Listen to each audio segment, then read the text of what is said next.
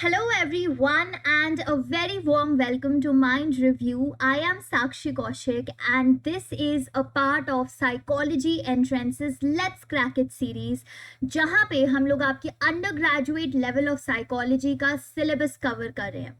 So we have already covered biopsychology and general psychology. These two papers have already been covered, और हमने कल शुरू कर दिया था ऑर्गेनाइजेशनल साइकोलॉजी के पेपर के साथ.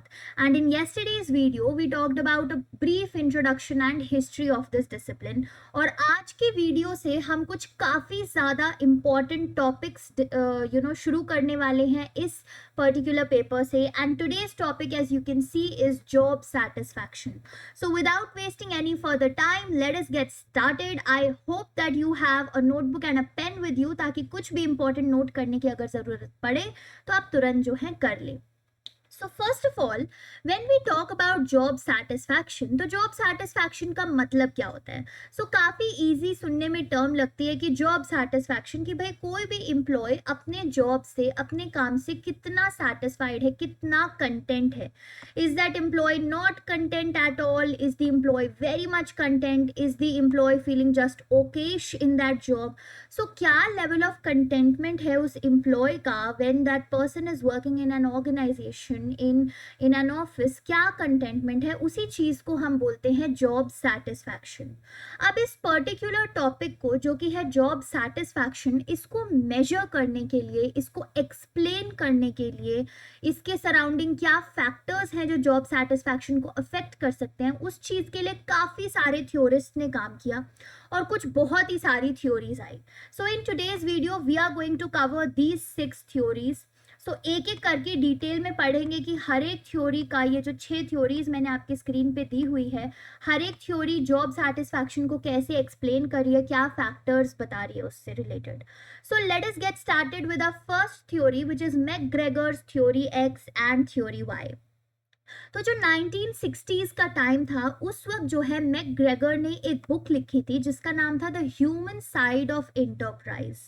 ठीक है, yesterday's video we also discuss the human relations movement, जिससे काफ़ी बूस्ट मिला था ऑर्गेनाइजेशनल साइकोलॉजी के डिसिप्लिन को.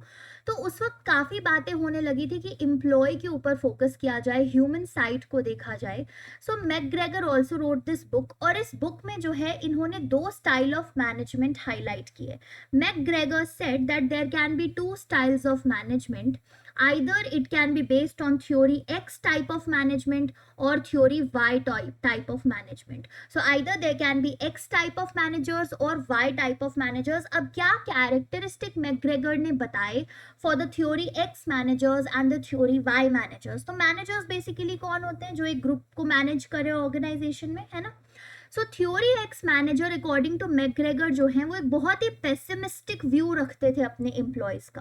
पेसिमिस्टिक व्यू मतलब एक नेगेटिव व्यू रखते थे वो अपने एम्प्लॉयज़ को लेके. एंड दे ऑलवेज थॉट, और ये हमेशा अज्यूम करके चलते थे थ्योरी एक्स मैनेजर्स, कि जो एम्प्लॉयज़ होते हैं ना वो नेचुरली बड़े अनमोटिवेटेड होते हैं, उनको काम करना बिल्कुल पसंद नहीं होता. And therefore theory X manager को लगता रहता था कि हमेशा एम्प्लॉयज़ को प्रॉम्प्ट करते रहना चाहिए काम करवाने के लिए. अगर वो अच्छा काम करे तो उन्हें रिवॉर्ड करना चाहिए, अगर अच्छा काम ना करे तो उन्हें पनिश करना चाहिए constantly. So basically theory X manager का ये व्यू था किसी भी एम्प्लॉय को लेके. And all in all they had a very negative view for their employees, और वो एम्प्लॉयज़ पे ज़्यादा फोकस ना करके अपने वर्क आउटपुट पे फोकस करते थे कि कंपनी को क्या फ़ायदा हो रहा है, काम क्या निकल रहा है इस पर्टिकुलर एम्प्लॉय से. Whereas the opposite was true for theory Y managers. Theory Y managers अपने employees का एक काफ़ी optimistic व्यू पॉइंट रखते थे. optimistic व्यू पॉइंट मतलब एक पॉजिटिव व्यू पॉइंट. तो वो जो है हमेशा अपने लोगों पे ट्रस्ट करते थे, एक ऐसा रिलेशनशिप बना के रखते थे with the team members which was collaborative and participative. यानी कि यहाँ पे सिर्फ ये जो मैनेजर है वही सॉर्ट ऑफ ऑर्डर्स नहीं दिए जा रहा अपने टीम मेंबर्स को, रादर वो टीम मेंबर्स को डिसीजन मेकिंग प्रोसेस में इंक्लूड कर रहा है. पार्टिसिपेटिव रिलेशनशिप है जहाँ पे ट्रस्ट एग्जिस्ट करता है मैनेजर के बीच में और उसके टीम मेंबर्स के बीच में. और पावर जो है डिसेंट्रलाइज्ड है, यानी कि पावर डिवाइडेड है सारे लोगों में. ऐसा नहीं है कि सारी पावर सिर्फ मैनेजर के पास ही होगी जैसा कि थ्योरी एक्स में था. So these are the two styles of management according to McGregor. और मैकग्रेगर ने जो है स्टाइल ऑफ मैनेजमेंट को जॉब सेटिस्फैक्शन के साथ लिंक किया था. एंड यहाँ से देख के आपको क्या लगता है कि कौन से मैनेजर की लीडरशिप के अंडर या गाइडेंसशिप के अंदर जॉब सेटिस्फैक्शन ज्यादा हो? Theory Y. ठीक है, थ्योरी वाई के अंदर जो है जॉब सेटिस्फैक्शन लोगों में ज्यादा होगी अगर थ्योरी वाई टाइप के मैनेजर्स होंगे, because they are supportive, they are, the power is decentralised, एक कोलैबोरेशन है, ह्यूमन फैक्टर्स पे ध्यान दिया जा रहा है. वेराज थ्योरी एक्स में बहुत ही नेगेटिव व्यू लिया जा रहा है एम्प्लॉयज का. So this is your first theory. Now let us move on to the second and very important type of theory, जिसका नाम है हर्जबर्ग्स टू फैक्टर थ्योरी.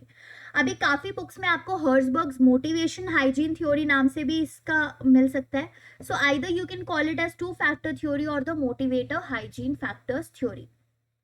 अब हर्जबर्ग जो है उन्होंने जब ये थ्योरी दी थी तो उन्होंने बेसिकली दो फैक्टर्स पे फोकस किया था. एक थे motivator factors and the other one was the hygiene factors. So Herzberg said कि there are two very important factors that exist in an organization. The motivator factors which are also known as the content factors. And जो motivator factors होते हैं या content factors होते हैं वो related होते हैं with the content of job. तो आप किस तरीके का काम कर रहे हो, क्या काम कर रहे हो, उस जॉब के साथ डायरेक्टली रिलेटेड होते हैं आपके मोटिवेटर फैक्टर्स. और अगर हम मोटिवेटर फैक्टर्स को इम्प्रूव करेंगे तो एक एम्प्लॉय की जॉब सेटिस्फैक्शन इंक्रीज होगी. Whereas on the other hand, the second type of factors are known as hygiene factors, जिनको हम context factors भी बोलते हैं. और हाइजीन फैक्टर्स रिलेटेड होते हैं with the things which are around the job. तो जैसे मोटिवेटर फैक्टर्स तो रिलेटेड थे डायरेक्टली कि आप जॉब में क्या काम कर रहे हो उससे. हाइजीन फैक्टर्स रिलेटेड है कि जॉब के अराउंड आपकी क्या चीज़ है, कि ऑर्गेनाइजेशन का क्या इन्वायरमेंट है, एक ऑर्गेनाइजेशन की क्या पॉलिसीज हैं, सुपरवाइजर कैसा है, आपस में कोवर्कर्स के रिलेशन कैसे हैं.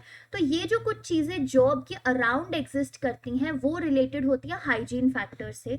और अगर हम हाइजीन फैक्टर्स को इम्प्रूव करेंगे तो हम जॉब डिससैटिस्फैक्शन को बस रिड्यूस कर सकते हैं. So this is one very very very important point that you need to note about Herzberg's two factor theory कि Herzberg के according hygiene factors जो है वो related थे directly job dissatisfaction से and motivator factors related थे directly job satisfaction से. So अगर हम motivator factors को improve करते हैं तो job satisfaction increase होती है, और अगर हम मोटिवेटर फैक्टर्स को इम्प्रूव नहीं करते और वो बहुत ही गंदी हालत में है तो जो जॉब सेटिस्फैक्शन है वो रिड्यूस होती है. But when we talk about hygiene factors, तो अगर हाइजीन फैक्टर्स को हम इम्प्रूव करते हैं तो जॉब सेटिस्फैक्शन नहीं होती अकॉर्डिंग टू हर्जबर्ग, बट बस क्या होता है कि जो जॉब डिससैटिस्फैक्शन एक एम्प्लॉय की हो सकती है वो रिड्यूस हो जाती है. So hygiene factors are not directly leading to your job satisfaction, rather वो रिलेटेड है कि अगर हम हाइजीन फैक्टर्स इंप्रूव करके रखेंगे तो जो एक जॉब डिससैटिस्फैक्शन है एम्प्लॉय की वो रिड्यूस होगी. लेकिन अगर हाइजीन फैक्टर्स अच्छी हालत में नहीं है तो जॉब डिससैटिस्फैक्शन इंक्रीज होगी. Now let us study in detail कि ये motivator factors और hygiene factors eventually क्या चीज़ें include करते हैं. तो जैसा मैंने आपको पहले ही बता दिया है कि जॉब डिससैटिस्फैक्शन डायरेक्टली रिलेटेड है हाइजीन फैक्टर्स से, and job satisfaction directly related है आपके मोटिवेटर फैक्टर से. तो हाइजीन फैक्टर्स जो कि चीज़ें हैं अराउंड योर वर्क, कुछ ये चीज़ें इंक्लूड करते हैं कि आपकी वर्किंग कंडीशन कैसी है. तो सपोज आप अपने ऑर्गेनाइजेशन में अपने ऑफिस में तो जा रहे हो बट वहाँ पे इतनी ह्यूमिडिटी है, ढंग से टेम्परेचर मेंटेन नहीं किया जा रहा है, आइदर बाय फैंस और बाय एयर कंडीशन, गर्मी बहुत ज़्यादा आपको लग रही है इस मौसम में. सो वर्किंग कंडीशन एक आपके लिए अच्छी नहीं होगी वो, है ना. तो उससे क्या होगा कि आपके जो जॉब के अराउंड जो फैक्टर्स हैं वो डायरेक्टली लीड करेंगे आपके जॉब डिससैटिस्फैक्शन को.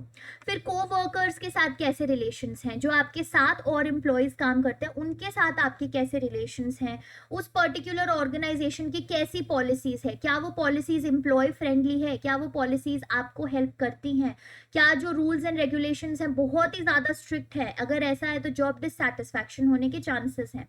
सुपरवाइजर क्वालिटी कैसी है, जो आपको सुपरवाइज करते हैं, जो भी आपके इमीडिएट बॉस हैं, वो आपके साथ कैसे रिलेशंस मेंटेन करके रखते हैं, क्या वो बहुत ही अथॉरिटेटिव हैं sort of theory X manager type के, या वो थोड़े लिबरल हैं, कोलैबोरेटिव हैं थ्योरी वाई मैनेजर टाइप के। एंड जो एक बेस वेज है आपकी, जो बेसिक सैलरी आपको मिल रही है, वो भी एक इम्पॉर्टेंट फैक्टर है जो हाइजीन फैक्टर में इंक्लूड किया है हर्सबर्ग ने। और अगर बेस वेज सैलरी से आप नाखुश रहेंगे तो जॉब डिससैटिस्फैक्शन होने के चांसेस ज्यादा है।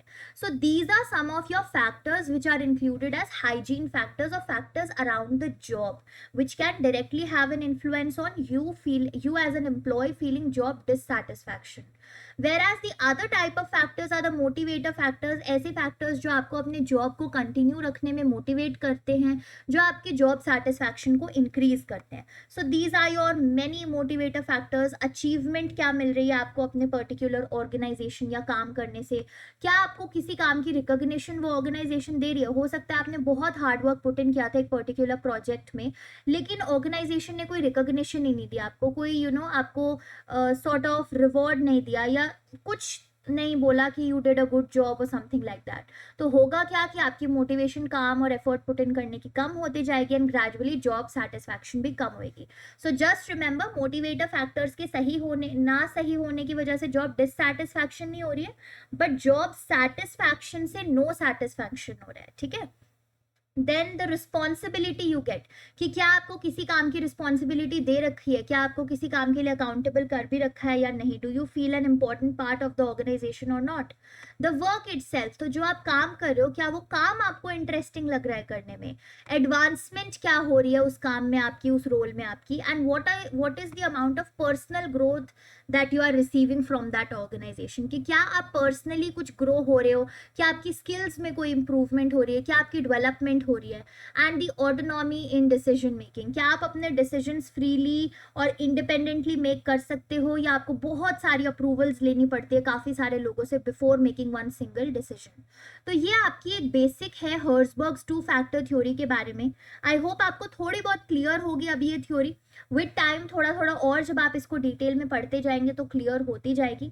But for now you just need to remember कि आपके मोटिवेटर फैक्टर्स और हाइजीन फैक्टर्स के बारे में बात होती है. And these are your many hygiene and motivator factors, where the motivator factors are directly leading to job satisfaction and the hygiene factors are directly leading to job dissatisfaction. अब एक negative aspect भी है, एक criticism भी है Herzberg की 2 factor theory का.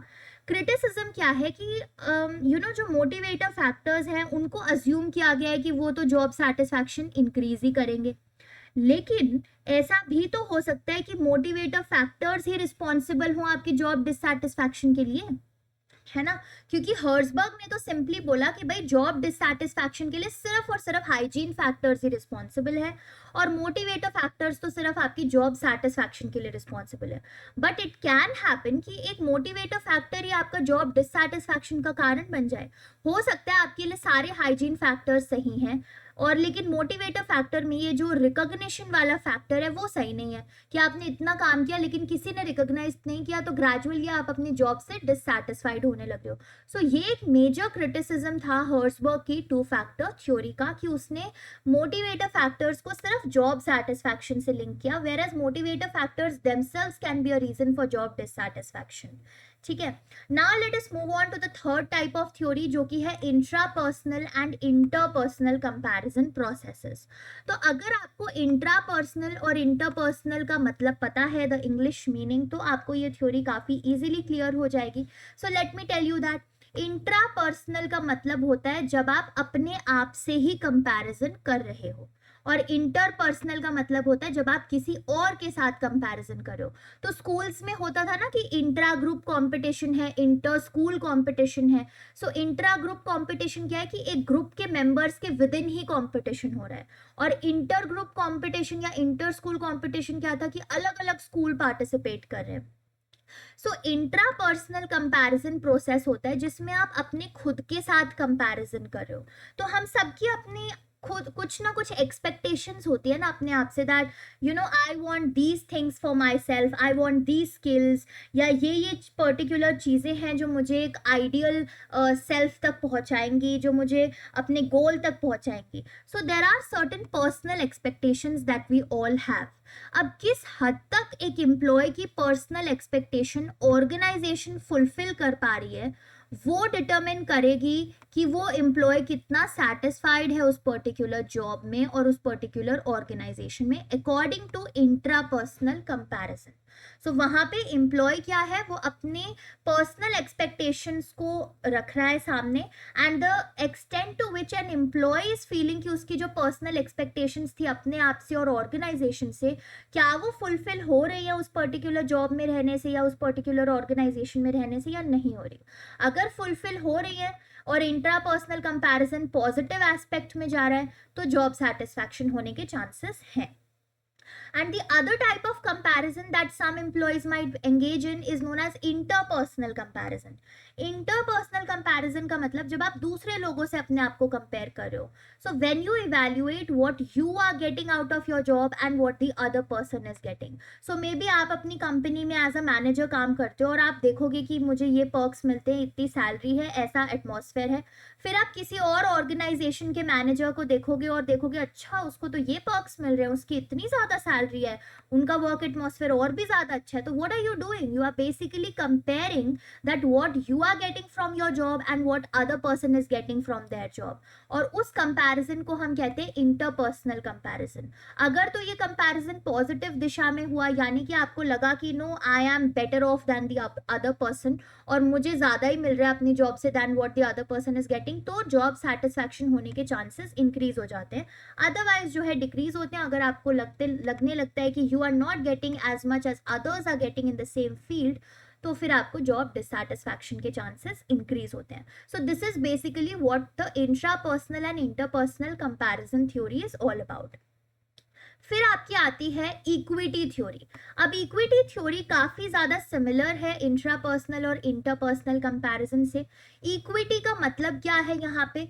The ratio between your input and your output, यानी कि आपने कितना इनपुट दिया, कितना काम किया और उसके बदले आपको कितना आउटपुट मिला.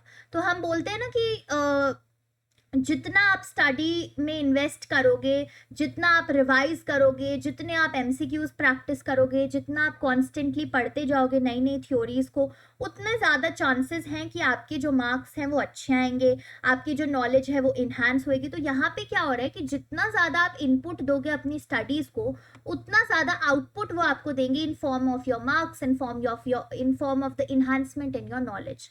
तो इक्विटी थ्योरी में एक एम्प्लॉय कंपेयर करता है कि मैंने इस जॉब में कितना इनपुट डाला. ठीक है, इनपुट इन टर्म्स ऑफ कि मुझे सॉर्ट ऑफ कितना हार्डवर्क मुझे डालना पड़ा अपना काम करने के लिए, क्या क्या चीज़ें इन्वेस्ट करनी पड़ी, मुझे अपना टाइम इन्वेस्ट करना पड़ा, अपना हार्डवर्क इन्वेस्ट करना पड़ा फॉर दिस जॉब, और इतना इनपुट देने के बाद मुझे क्या आउटपुट मिल रहा है इस जॉब से. So output in terms of कि मुझे कैसी सैलरी मिल रही है, क्या मुझे उस काम की कोई रिकॉग्निशन मिली कि नहीं, क्या मुझे कोई अवार्ड्स मिले कि नहीं उस चीज़ के लिए, किसी ने क्या मेरी प्रेज करी कि नहीं. तो अगर तो हम एक एम्प्लॉय एज एन एम्प्लॉय अगर हमें लगता है कि हाँ मैंने जितना इनपुट इस जॉब में डाला था, जितना हार्डवर्क डाला था, उतना आउटपुट भी मुझे इस जॉब से मिल रहा है, उतनी रिकॉग्निशन भी मुझे मिल रही है, तो क्या होगी? जॉब सेटिस्फैक्शन होगी. But if I feel that this ratio is not equal, अगर मुझे लगने लगता है कि मैंने तो ज्यादा इनपुट डाला था लेकिन आउटपुट जो है वो मुझे कुछ भी नहीं मिला, मैंने इतना हार्डवर्क किया लेकिन मुझे कोई रिकॉग्निशन नहीं मिली, कुछ नहीं मिला, अगर मुझे ये अनइक्वल रेशियो लगता है इनपुट और आउटपुट का, तो जॉब डिससैटिस्फैक्शन के चांसेस इंक्रीज हो जाते हैं. तो ये है आपकी इक्विटी थ्योरी. तो काफी सारी थ्योरीज जो है ना आपको नाम से ही समझ आ जाएंगी. जैसे पहले वाला था इंट्रापर्सनल एंड इंटरपर्सनल कंपैरिजन. ठीक है, फिर इक्विटी थ्योरी है कि आप एक रेशियो देख रहे हो अपने इनपुट और आउटपुट के बीच में. And the next type of theory is your opponent process theory.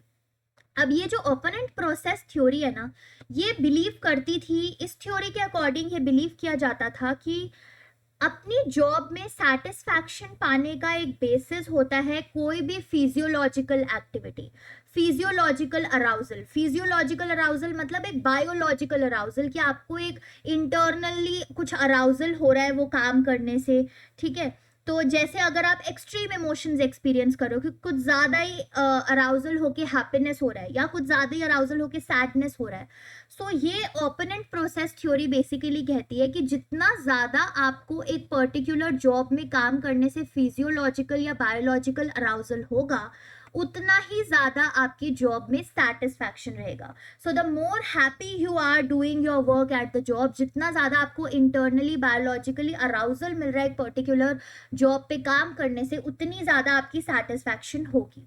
But अगर आपको फिजियोलॉजिकल अराउजल इतना नहीं मिल रहा अपनी जॉब में काम करने से, तो आपका जॉब डिससैटिस्फैक्शन हो सकता है। I hope till here you are very much clear, क्योंकि अब जो हम थ्योरी शुरू करने वाले हैं, जो कि लास्ट थ्योरी होगी ऑफ दिस वीडियोस डिस्कशन, वो बहुत ही इंपॉर्टेंट थ्योरी है from the exams point of view also, from understanding point of view also, because often people get confused. So now we are starting with your job characteristics model. तो अगर आपने first वाली OB की introduction and history to OB की video देखी होगी, तो उसमें यू वुड हैव रिमेंबर कि हमने हैकमैन एंड ओल्डहैम की भी बात की थी, जिन्होंने काफ़ी सारे काम किए थे, उनमें से एक काम था जॉब कैरेक्टरिस्टिक मॉडल देना, ठीक है। सो हैकमैन एंड ओल्डहैम ने जॉब कैरेक्टरिस्टिक्स मॉडल दिया था and they came up with some factors जो उनको लगा था कि किसी ना किसी तरीके में जो है जॉब सेटिस्फैक्शन के टूवर्ड्स कंट्रीब्यूट करते हैं। तो इन्होंने भी फोकस अपना जॉब सेटिस्फैक्शन पे रखा था कि भाई ये कुछ फैक्टर्स हैं जो आपकी जॉब में आपको और भी ज़्यादा सेटिस्फाइड फील करा सकते हैं। सो दे फेल्ट कि कुछ आपके कोर जॉब कैरेक्टरिस्टिक्स होते हैं। कोर जॉब कैरेक्टरिस्टिक्स मतलब कि कुछ ऐसी चीज़ें जो आपके जॉब का पार्ट हैं, ठीक है। अभी हम थोड़ा और डिटेल में डिस्कस करेंगे कि कोर जॉब कैरेक्टरिस्टिक्स में बेसिकली क्या चीज़ें इंक्लूडेड है। बट हैकमैन एंड ओल्डहैम का ये फ्लो चार्ट के तरीके से आपको समझने में इजी होगा, इसीलिए आई ड्रू दिस एंड पहले हम इसको डिस्कस करेंगे कि कुछ आपके कोर जॉब कैरेक्टरिस्टिक्स होते हैं। ये जो कोर जॉब कैरेक्टरिस्टिक्स होते हैं, जब ये आपस में इंटरैक्ट करते हैं तो they lead to some critical psychological states. तो when these core job characteristics interact with each other, वो कोई साइकोलॉजिकल स्टेट आपके माइंड में क्रिएट करते हैं, ठीक है। And how you eventually interpret this psychological state lead to a particular outcome which may be job satisfaction और job dissatisfaction.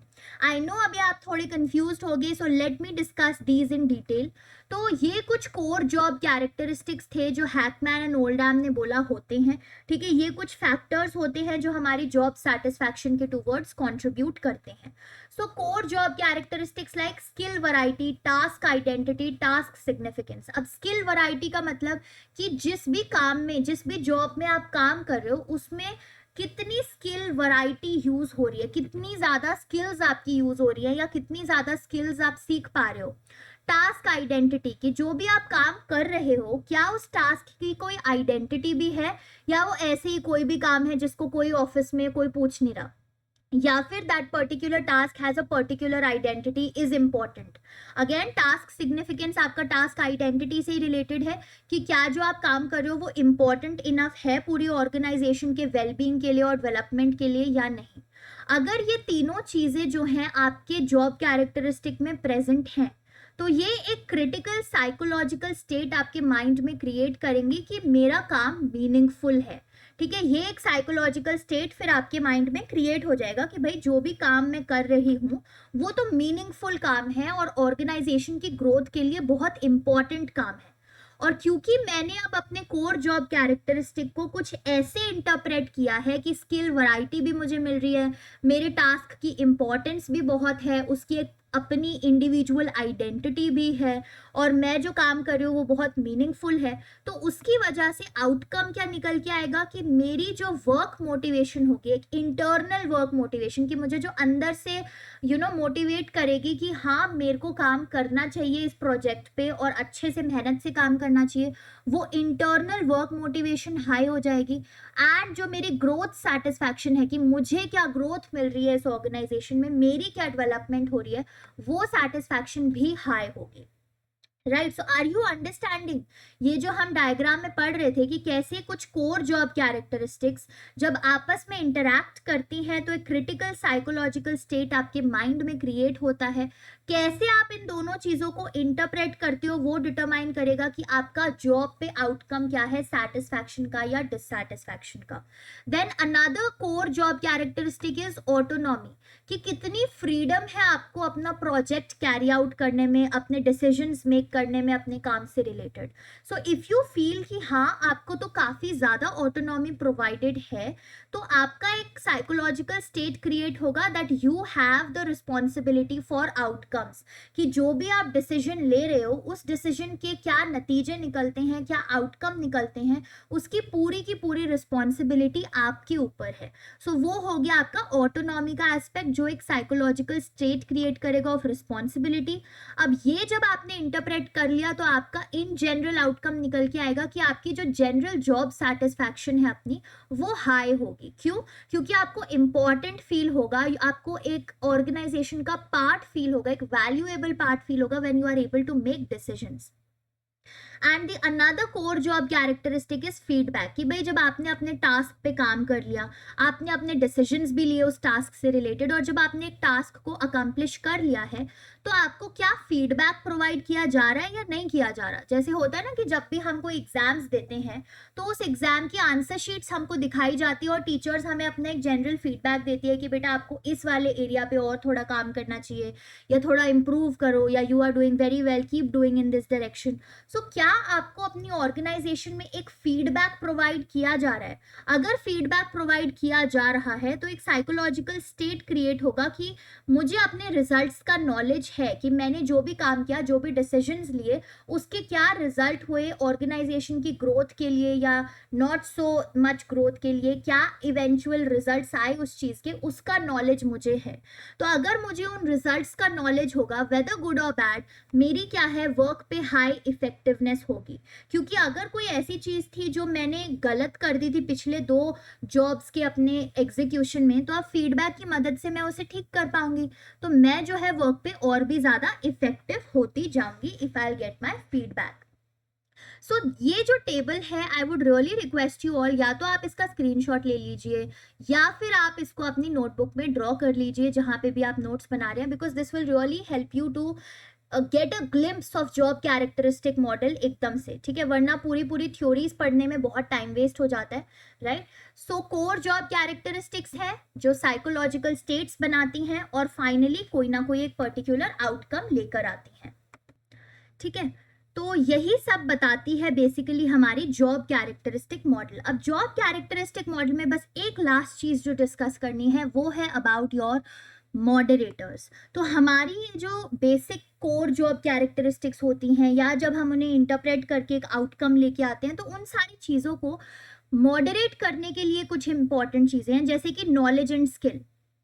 तो एज एन एम्प्लॉय आपके पास कितनी नॉलेज है, कितनी स्किल है अपने डोमेन को लेके, वो भी डिटरमिन करेगी कि क्या आप उन कोर जॉब कैरेक्टरिस्टिक्स को एंजॉय कर पा रहे हो या नहीं, ठीक है? ग्रोथ नीड स्ट्रेंथ, कि आपको ग्रो करने की जो नीड होती है उसकी कितनी स्ट्रेंथ है। क्या आपको बहुत ज़्यादा नीड है, बहुत ज़्यादा अर्ज है कि मुझे प्रोफेशनली पर्सनली ग्रो करना है, या आपको वो नीड है ही नहीं, you are satisfied with where you are and you don't want to work a lot.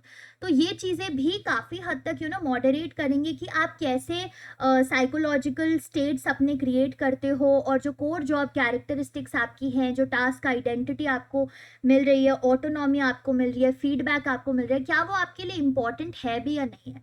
And the context satisfaction, कि क्या आप अपने जॉब के सराउंडिंग के जो चीज़ें हैं, यानी कि जो इन्वायरमेंट है, क्या आप उन चीज़ों से सेटिस्फाइड हो। बिकॉज अगर आप अपने कॉन्टेक्स्ट से ही सेटिस्फाइड नहीं होगे तो चाहे जितना फीडबैक मिले, ऑटोनॉमी मिले, you will not enjoy working there. So with that, we have also completed your job characteristic model, and now the end of this video comes. तो हमने काफ़ी सारी theories जो हैं job satisfaction से related, जो important थी UG लेवल पर, वो डिस्कस कर लिए हैं. I hope that all of this is clear to you, and guys, these videos are helping you. If yes, then do let me know in the comment section or click on the like button and hit the subscribe button. आप चाहें तो इस channel को अपने दोस्तों के साथ भी शेयर कर सकते हैं जिनको साइकोलॉजी में, मेंटल हेल्थ से रिलेटेड कंटेंट कंज्यूम करने में इंटरेस्ट हो.